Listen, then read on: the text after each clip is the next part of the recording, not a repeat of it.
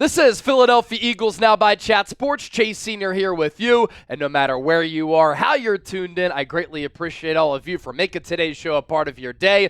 And coming up, what a matchup we have. Week 13 coming up on Sunday at M&T Bank Stadium in Baltimore. Philadelphia Eagles traveling to take on the Baltimore Ravens in one of the top matchups of this NFL season.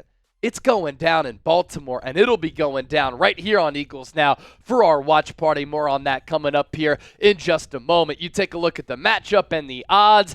I think the odds makers are expecting a lot of points potentially to be scored in this ball game between these two high-octane, explosive offenses. Saquon Barkley, Jalen Hurts, A.J. Brown, this great offensive line going up against Lamar Jackson. Maybe the best semblance of weapons that he's had around him in his career. And what a year Derrick Henry is having on the other side of 30. When running backs usually get old and they slow down, Henry's having a phenomenal season. The Ravens, 3-point favorites in this game. I have some thoughts on that line and this game coming up the first day of December. Can't believe the 12th month of the year is already here. Kickoff is set for 4:25 p.m. Eastern and 1:25 p.m. out there on the West Coast. Speaking of this game, I alluded to it just moments ago. Myself, producer Chip, we will be live for an Eagles-Ravens watch party on Sunday right here on Eagles Now. Our pregame show gets started an hour and 5 minutes before kickoff, so we will get things underway at 3:20 p.m. Eastern. It's the best place to experience an Eagles game day outside of being at the actual game, so we hope to see you there. And I just want to start off with this.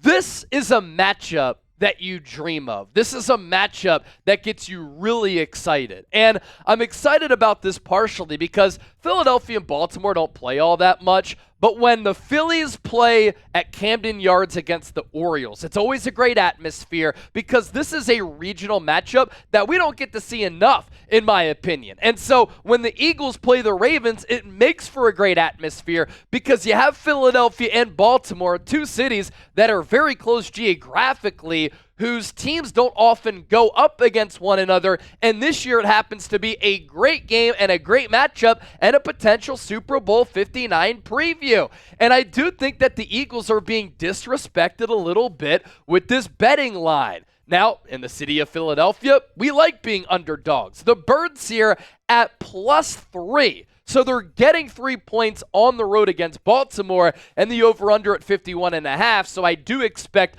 a lot of points to be scored. But why I think the Eagles could be disrespected by this line, outside of the Detroit Lions, they're the hottest team in football. The Birds have won 7 games in a row, and during this winning streak, it's not like they've been edging by opponents. They've been kicking ass and taking names. They've had the number 1 overall defense during this stretch, the number 1 rushing offense, compiling nearly 200 yards of rushing yards every single game. This Ravens secondary has really struggled, so Jalen Hurts could have a monster ball game in this one, and the Eagles have the rest advantage. Now, both teams played at SoFi Stadium this week, but it was the Eagles against the Rams outside of L.A. on Sunday night, but then the Ravens played the Chargers outside of L.A. on Monday night. So even though Baltimore is the home team here, the Eagles have a day rest advantage, and they don't even need to hop aboard a flight in order to go to Baltimore. I will say, Ravens are legit, so it's not surprising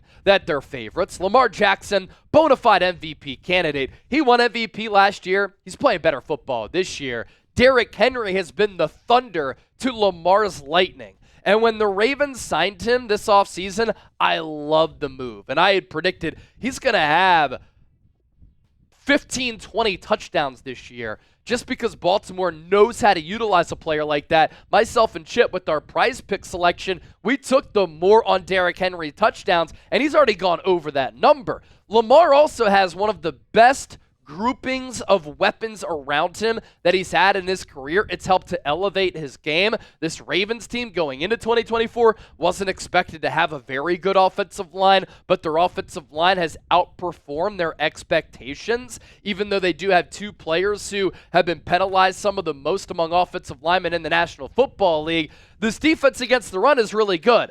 As a whole and against the pass, though, they've been surprisingly down. And throughout this preview, we'll talk about how Philadelphia can exploit that Baltimore defense. Going back to Lamar Jackson, what a year Lamar Jackson is having. He was the NFL MVP last year with somewhat pedestrian numbers. It wasn't a great year for quarterbacks last year to win the MVP award.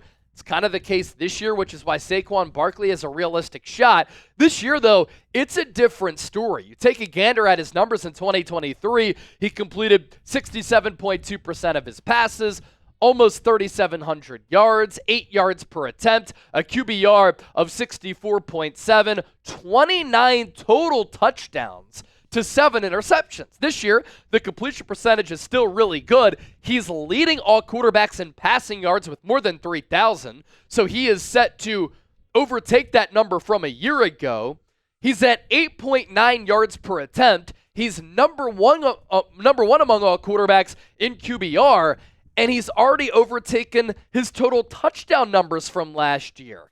30 total touchdowns to 3 interceptions in 2024 for Lamar Jackson, and all 3 of his picks have come off deflections and tips. So even the interceptions that he's thrown, they've been well-thrown footballs. Saquon Barkley and King Henry. Let's spend a few moments talking about these 2 terrific players who are the 2 leaders to win NFL Offensive Player of the Year. The running back position has really changed the opinions of many. And in the past, I've talked about it as an expendable position, but you think about how important Christian McCaffrey was to the Niners last year, top 5 in MVP voting, more than 2,000 all-purpose yards. He was the NFL Offensive Player of the Year. And then this year, you look at the impact that Saquon has had on Philadelphia. He has changed this offense. Derrick Henry, he's done the same with the Baltimore Ravens. Look at what Josh Jacobs is doing with the Green Bay Packers. All of these players got paid.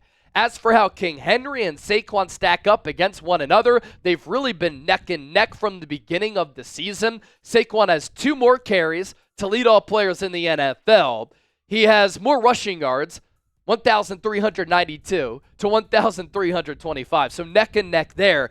Derrick Henry has 13 rushing touchdowns. Saquon has 10, but he's been brought down at around the 1-yard line, which then leads to the brotherly shove. So Saquon, realistically, on a team that doesn't run the brotherly shove with Jalen Hurts, could have 15, 20 touchdowns this year. No cap. Yards per carry, it's 6.2 for Saquon, 6 even for Derrick Henry, and then total rushing yards per game, 126.5 for Barkley, and then 110 for Henry.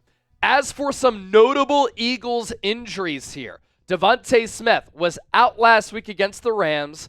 A.J. Brown went off. He overtook the century mark with more than 100 receiving yards. Devontae Smith, as we're recording this on on Wednesday, in the lead up to this game, did not practice on Wednesday. Wasn't even in uniform. So that kind of tells me that Devontae Smith not going to be able to go in this one. He left that game a couple of weeks ago, severely limping off the field. It didn't look good, and you can't mess around with those soft tissue injuries. And then Philadelphia losing a marquee leader and player up front in Brandon Graham, who is having a terrific season against the Rams when he was dominating. He tore his triceps, and he is out for the year.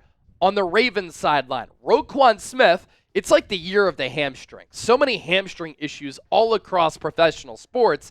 That's the injury that Roquan Smith is dealing with. He missed Monday Night Football's game against the Los Angeles Chargers, but he got close to playing. He was working out pregame, has an opportunity to play in this game for Baltimore. Really does a great job of controlling the middle area of the field as the off-ball middle linebacker for Baltimore. He's a terrific player.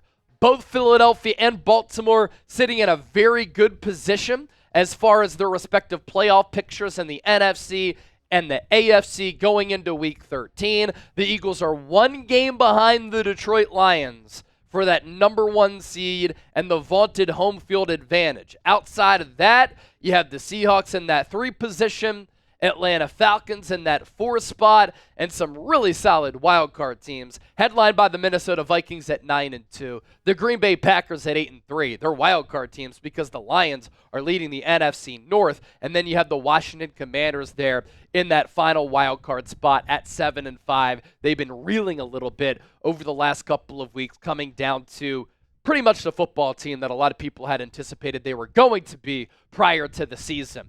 As for the AFC playoff picture, makes me sick to see the Kansas City Chiefs in that number one spot. Not far behind them, the Buffalo Bills. 9-2 is Buffalo. The Pittsburgh Steelers, one of the surprise teams in the NFL, 8-3, leading the AFC North. That's why the Baltimore Ravens are that first wild card team at 8-4. The Houston Texans in a bad division, that 4 seed at 7-5, and then the other two wild card teams on top of the Ravens, the Chargers at 7-4, and how about those Denver Broncos at 7-5? I think Sean Payton is the NFL Coach of the Year. We're only beginning to take flight for our Eagles-Ravens preview. Take flight, Eagles, Ravens. See what I did there? Any other YouTube host giving you creativity like that? I'm kidding. But let me know down in the comments section who you got in this game. I'm serious about that. Type PHI for the Birds. Type BAL for the Ravens. Let me know down in the comments section right now. Saquon Barkley having a magical season. It has been a joy, an honor, a pleasure to watch him. And with the holidays coming up, do you want to gift yourself a Saquon Barkley jersey? Do you want to get a number 26 jersey for somebody else, significant other, friend, family member? Well, we got you covered thanks to our friends at Fanatics. Plug in that link down below, chatsports.com/Saquon jersey. I'll put that link down below in the comment section attached to the pinned comment and in the show notes. If you also use that link and you want another Eagles jersey, for me, my next one might be Brandon Graham or Lane Johnson because they're franchise legends. I already have a Saquon Barkley jersey. Then you can still use that link and get some more Eagles jerseys. Again, chatsports.com/Saquon jersey. We move forward with our preview. Two heavyweights clashing on Sunday in Baltimore. I just can't wait for this game to get started between the Philadelphia Eagles and the Baltimore Ravens. And coming up, what the Eagles have to do to beat Baltimore to win their 8th straight ball game. Key to the game number 1. It is going to be paramount for this Eagles defense to stop the Baltimore Ravens rushing attack. This Ravens identity under Lamar Jackson, it's been this way since he came to Baltimore out of Louisville. With the way that the Ravens offense is designed, with the way that they prefer to play, if the Ravens are able to jump out to an early lead, seize momentum of the game, they can dictate the pace, the flow, and the rhythm of the ball game. They get rolling with the run and they play from ahead, they are very difficult to stop because then that opens up the RPO for Lamar Jackson. It opens up the pass. This is a Ravens team that has a good semblance of weapons on the offensive side of the football. Zay Flowers is legit. Rashad Bateman's having a career year. Mark Andrews, one of the top tight ends in all of football. And the Ravens, when they play from ahead, they just have this different swagger and level of confidence about them. But when they have to come from behind and they become more of a passing team because they have to climb out of that deficit, that's when their identity changes a little bit. And so this Eagles defense, which has been the number 1 overall defense during this 7-game winning streak, has to stop the run. And the Ravens run it a lot, 51% of the time, 4th most among all teams in the NFL.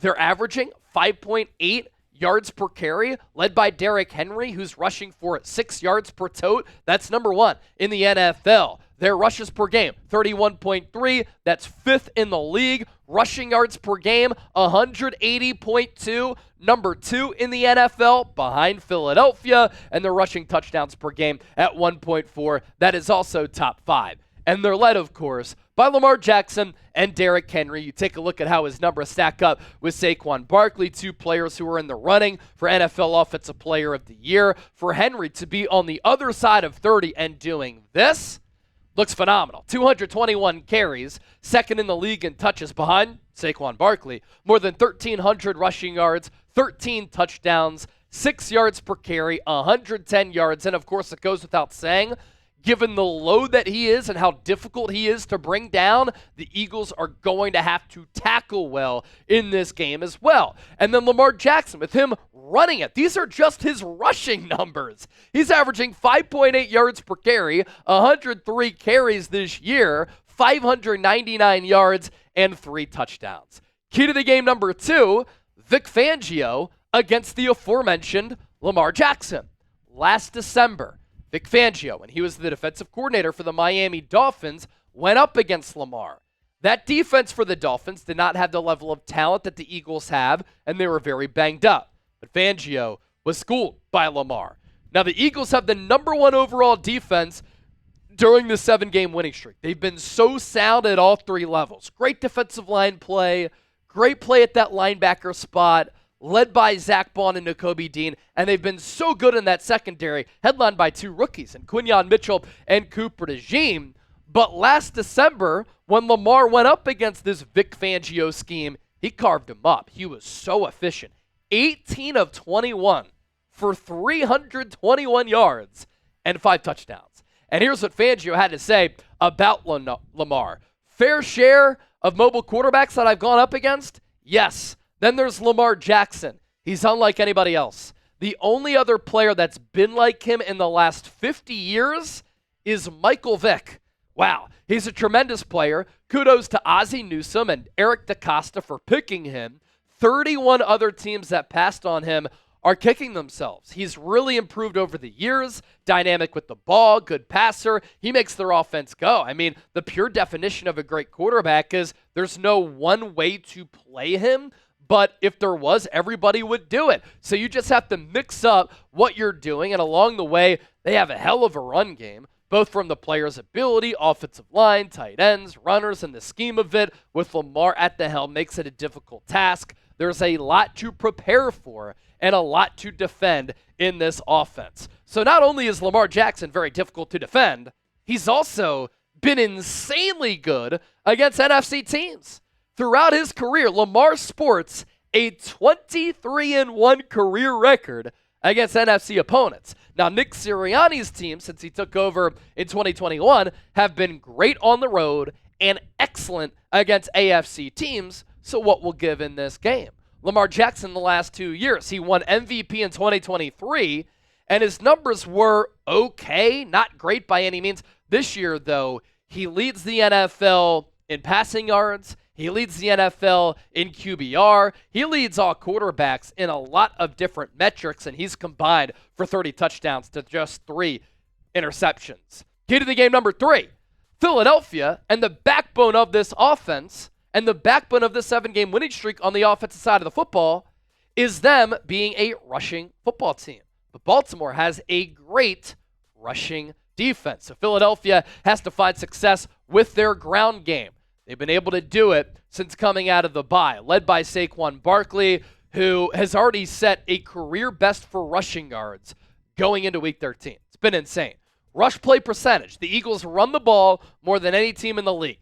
56% atop all 32 teams. Their yards per rush, despite the attempts being so high, number 2, 5.2. This Eagles offensive line is stupendous. Rushes per game. Philadelphia, of course, number 1 at 37.2. I like how Kellen Moore has been mixing the offense, running it and throwing it. It's helped out Jalen Hurts a lot. The Eagles, rushing yards per game, 193.4. That's like 13 more than Baltimore, who's in that number 2 spot, and then rushing touchdowns per game. This is thanks to Jalen Hurts and Saquon Barkley, and then against the Rams, Kenneth Gainwell getting in on the action, 2 rushing touchdowns per game. That's also number 1 among all teams in the NFL. But look at how this Ravens defense, under first-year defensive coordinator Zach Orr, has fared against the run. Teams are running it 34.5% of the time against this Ravens defense. That's number 2 most in the NFL. The Ravens are only giving up 3.5 yards per rush. Rushes per game, 22.5. That's number 3. Rushing yards per game, 77.9. That's number 2. And they're only giving up 0.8 on average rushing touchdowns per game. That's 8th in the NFL. These numbers are very impressive. But a couple of things. Baltimore has not taken on a rushing team like the Eagles this year. And number 2, a lot of teams are deciding to throw it a lot against Baltimore because their secondary has been so porous. And we're going to talk about that coming up here in just a moment. So in the trenches, a really good matchup awaits on Sunday. Eagles, one of the top offensive lines in the game, from left to right. Jordan Mailata at left tackle, Landon Dickerson at left guard. Cam Jurgens has been great replacing Jason Kelce. Mekhi Becton, what a signing he's been on a cheap one-year deal. I'd love to see the Eagles bring him back. I think he found his position for the future. He even tweeted out, I'm having fun playing football again. I love this team. Mekhi, that's what happens when you go from the Jets to the Eagles. Worst organization to one of the best, if not one of the most well-run organizations in the game. And then Lane Johnson still playing at an insane level. The Ravens do run a 3-4 defense, so you'll see a couple of different alignments along that front with Kyle Van Noy kind of coming in there as an edge rusher and Odafe Oweh. Matabuke's a really good player, but it's going to be a good matchup up front in the trenches between this Eagles offensive line and that front for Baltimore. Key to the game number 4, Jalen Hurts might need to air it out, and the Eagles might have to win this game over a Super Bowl contending team on the arm of Jalen Hurts instead of on the legs of Saquon Barkley. Look at how this Ravens pass defense has played this year. Teams are throwing it the most against Baltimore, the second most against Baltimore, 31st in the league. 65% of the time, teams are calling a pass play against this Ravens defense. The opposition's completion percentage, 64.8%. That's 15th. Yards per pass, 7.6. That's 24th. And then passes per game, dead last at 39.2. Jalen Hurts during this winning streak, he's handed it off to Saquon a lot. He's had a lot of success on the ground. It's not like he hasn't had any success through the air. He has. He's been very efficient, very smart, very decisive, completing passes sideline to sideline at all 3 levels. He continues to be one of the best deep ball throwers in the NFL. And during this 7-game winning streak, he has 19 combined touchdowns to just 2 giveaways. Now, A.J. Brown will be featured a lot. If Devontae Smith can't play in this game because of that hamstring injury, it's not looking good on that front. As I record this show on Wednesday, that'll hurt this Eagles passing game, but they're still plenty talented enough. Key to the game number 5. Philadelphia offensively has to win on third downs. And if they're able to win on third downs and move the chains, dominate time of possession, you keep Lamar Jackson and Derrick Henry off the field. But then you take the Ravens, which are a rhythmic offensive unit, out of their rhythm. And then defensively, you win on third downs against Lamar, and you get them on that sideline. Here's how Philadelphia stacks up offensively and defensively. They're up to number 7 in points per game, just a tick under 27. They're 3rd in yards per game at 389.3. They are 8th in yards per play at 5.9. 43% of the time, they're moving the chains on third downs. That's 7th in the NFL. They could be better in the red zone. That's a little bit of a blemish for Philadelphia. That's going to be very important as you look ahead to the playoffs when points matter, possessions matter greatly. 55.8% there. Defensively, Philadelphia giving up 18.1 points per ball game. Number 6 in the NFL. During the 7-game winning streak, they've been number 1. Yards per game, they are 1st in the NFL. 274.6. I can't wait to see how this young Eagles defense fares against this veteran-laden Ravens offense. Number 2 in yards per play at 4.7. Number 3 on third downs, and they're 5th in red zone touchdown percentage. So when teams get inside the 20, Philadelphia doing a very good job of keeping them out of the end zone. How the Ravens stack up. 2nd in points per game offensively, 1st in yards, 1st in yards per play, 3rd on third downs, number 1 red zone offense in the NFL at 78.7%. Another reason why I'm so stoked for this football game, because this is a good litmus test to see how Philadelphia fares against a Super Bowl contender. But defensively for Baltimore, usually this is the backbone, the strength of this team. You think about all the great players they've had over the years, from Ray Lewis to Terrell Suggs and more. The list goes on and on and on. But this year, 23rd in points per game, 24th in yards per game, 19th in yards per play, 25th on third downs, and 15th in the red zone. So with that, I want you to predict the score between the Eagles and the Ravens. I think Philadelphia is being disrespected by the odds makers as 3-point underdogs. I think a lot of Eagles fans are going to make the trip to Baltimore, and I'm going with the Eagles to win this game in a thriller. It comes down to the wire. It comes down to the foot and the leg of Jake Elliott, and he connects against another really good kicker who has missed some kicks this year like Elliott has in Justin Tucker. 33-30 is my final score. A reminder, subscribe and join us for our Eagles-Ravens watch party. The show begins at 3:20 p.m. Eastern. We'll catch you then.